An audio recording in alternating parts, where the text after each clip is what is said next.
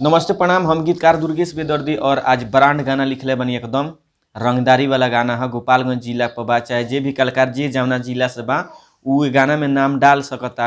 आरा, छपरा, बलिया, बनारस, मऊ, मोतिहारी, गाजीपुर, हाजीपुर, वैशाली, पटना, मैंने जहाँ से भी जे कलाकार बा ये गाना में आप सब रंगदारी वाला गाना है नाम डाल के आप गा सकतनी आप सब। तो मैंने लेडीज जेंट्स दोनों बा, सिंगल नहीं है, डबल गाना बा, डुएट गाना बा। तो आप सबके मुँह खड़ा सुनावे जा रहा बन। पहले लड़का के बा, सुनी कैसे बा कि सुनो जबानो के होई हम पाका, जेटा कराला जाम कदिले चाका।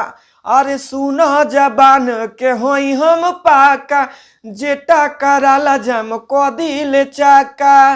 पूरा डिस्ट्रिक्ट के रख देनी हिला के। ओकर बाद लड़की के बा कि धाए धाए सीना में मारे लगोली मजनुआ गोपालगंज जिला के। धाए धाए सीना में मारे लगोली मजनुआ गोपालगंज जिला के। तो ई रला मुखड़ा। अब आप सबके अंतरा सुनावे जा रहा बनी।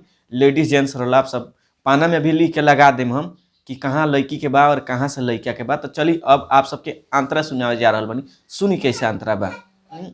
पहले लड़का के बा कि पुलिस प्रशासन से ना हमरा डर बा। फिर लड़की के बा एक बाद से चारू ओरिए सोना तोहरे कहर बा। अरे पुलिस प्रशासन से ना हमरा डर बा। फिर लड़की के बा चारू ओरिए सोना तोहरे कहर बा।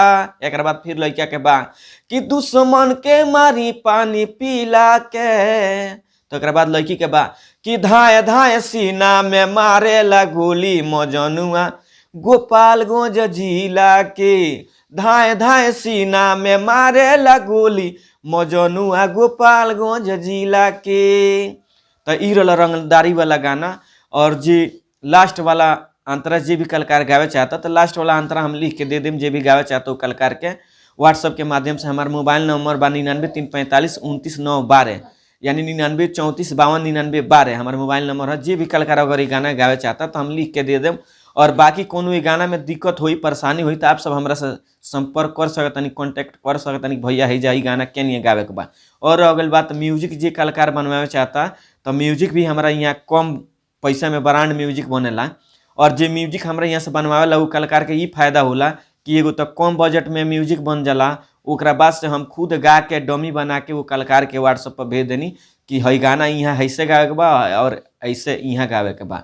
वह फायदा होला। ओकरा बाद से पर्सनली में जे गाना लिखावे चाहता तो पर्सनली में गाना लिखाला पैसा लगेला। ब्रांड यूट्यूब पर जो डाले ओकरो से ब्रांड लिख के हम गाना देनी। और जे गाना रिकॉर्डिंग करावे चाहता तो हमारे खुद के हमारे स्टूडियो बा, बालाजी रिकॉर्डिंग स्टूडियो, जादूपुर बाजार, गोपालगंज बिहार में हमारे स्टूडियो भी बा। बहुत सारा हमारे स्टूडियो से गाना हिट भइल बा। आप सभी यूट्यूब पर सर्च कर लें बालाजी रिकॉर्डिंग स्टूडियो जादूपुर बाजार। और गीतकार दुर्गेश बेदर्दी के नाम से भी सर्च कर सकतनी। हमारे बहुत सारा गाना हिट बा लिखल हमारा स्टूडियो से। तो चलिए चैनल के सब्सक्राइब करी, लाइक करी, कमेंट करी और दबा के शेयर करी। नमस्ते प्रणाम, हर हर महादेव, जय मां सरस्वती, जय हो।